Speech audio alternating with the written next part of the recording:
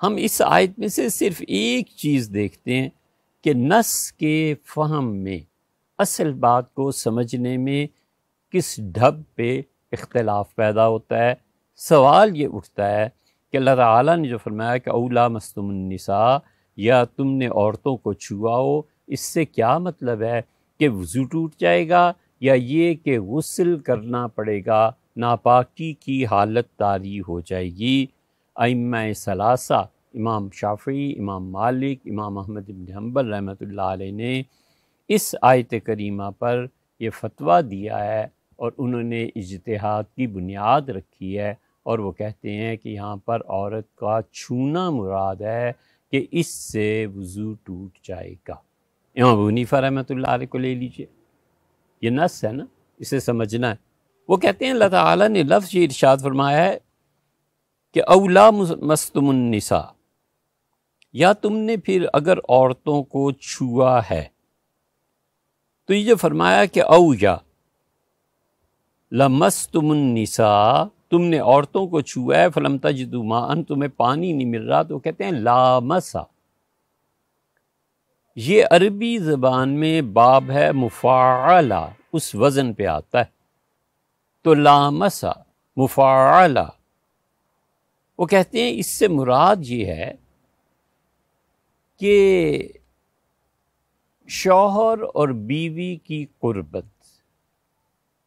ایک مرد اور عورت کا جنسی تعلقات کو قائم کرنا، کیونکہ کہتے ہیں لامسا مفاعلہ، ایک ہے لمسا چھونا، ایک ہے لامسا اس کا اس کو اور اس کا اس کو چھونا۔ لامسا میں دو، مفاعلہ میں دو وجود ضروری ہیں کم سے کم، اور لمسا چھوا ایک کافی۔ لامسا کا مطلب چھوا، تو آپ نے مثلا میز کو چھو لیا، آپ نے قلم چھو لیا۔ لامسا کے لیے ضروری ہے کہ اس نے تمہیں چھوا ہو اور تم نے اسے چھوا ہو۔ اور اسی طرح لامسا آخذا، پکڑنا، کہ شوہر اور بیوی جب اس قربت کے آخری مرحلے تک پہنچ جائیں تو اسے کہتے ہیں کہ دونوں نے ایک دوسرے کو مضبوطی سے پکڑ لیا۔ امام ابو حنیفہ رحمۃ اللہ علیہ فرماتے ہیں کہ یہ لفظ ہمیں بتاتا ہے کہ اس سے مراد ایک دوسرے کو پکڑنا ہے، ایک دوسرے کو چھونا، صرف چھونا نہیں ہے بلکہ دونوں ایک دوسرے کو چھو رہے ہوں، تو یہ تو آیت ہے غسل کے متعلق۔ اس لیے یہ صرف چھونا مراد نہیں ہوگا۔ اللہ نے اس موقع پہ ذکر کیا کہ پانی نہ پاؤ اور یہ فعل ہو تو تیمم کر لو۔ امام شافعی رحمۃ اللہ علیہ کیا فرماتے ہیں؟ امام شافعی رحمۃ اللہ علیہ فرماتے ہیں اولا مستم النساء کا مطلب یہ ہے کہ تم نے کسی خاتون کو چھوا ہو، وضو کیا ہے، نماز کے لیے جا رہا ہے، والدہ کہتی ہیں پاؤں میں موچ آ گئی ہے، پٹی کر دو، اٹھاؤ مجھے، تو والدہ پوری عزت ادب احترام کے باوجود چھونا تو ہوا نا۔ امام شافعی رحمۃ اللہ علیہ فرماتے ہیں دوبارہ وضو کرو۔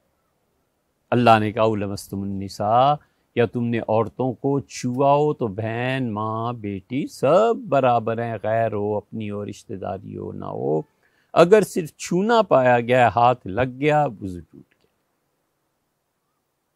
وہ کہتے ہیں لمسا کا لفظ ہے۔ امام ابو حنیفہ رحمۃ اللہ علیہ فرماتے ہیں مفاعلہ کے باب پہ لامسا کا لفظ ہے، تو دونوں کا وجود ضروری ہے۔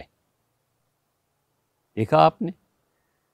اب آپ بتائیے، ایک طرف عربی ادب، گرامر اور لغت پوری امام ابو حنیفہ رحمۃ اللہ کے ساتھ ہے، دوسری طرف سے امام شافعی رحمۃ اللہ ہیں۔ امام شافعی رحمۃ اللہ علیہ فرماتے ہیں کہ بعض روایات بھی لمس کی قائل ہیں، لامسا کی نہیں ہے، حدیث میں آیا اس سے لمس پہ رکھو۔ امام ابو حنیفہ رحمۃ اللہ فرماتے ہیں لامسا پہ رکھو۔ یہ ہے نص کے سمجھنے کا اختلاف۔ جب نص کے سمجھنے میں اختلاف واقع ہو جائے تو آپ کو کہیں نہ کہیں تو جانا ہے نا، وہ اجتہاد ان کا ہے، یہ اجتہاد ان کا ہے، اب کدھر جائیں؟ تو اس لیے جب نص کے سمجھنے میں اختلاف پیدا ہو جائے تو مجتہد کو ایک طرف اپنے دلائل سمیت وزن ڈالنا ہوتا ہے. اس مجتہد کو صحیح مان کے اس کے پیچھے چلنا یہی تقلید. بس ایک بچہ ہے، اس کی عمر 12-13 سال ہے، اس کے لیے یہ موقع آ جاتا ہے. اب وہ اس پہ غور کرتا رہے گا کہ لامسہ کا کیا مطلب ہے اور لامسہ کا کیا مطلب ہے، اور دونوں طرف چھونا پایا گیا یا ایک طرف پایا گیا، وضو رہا یا نہیں رہا.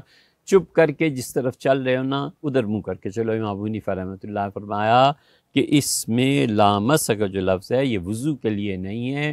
کسی بھی خاتون کو کتنی مرتبہ چھوتا رہے کوئی وضو نہیں ٹوٹتا. یہ باب غسل کا ہے، یہ باب وضو کا نہیں ہے. شافعی مسلک کا ہوگا تو اسے بچپن میں پڑھ لی فقہ، وہ جانتا ہے کہ اگر چھونا تو اس سے وضو ٹوٹتا.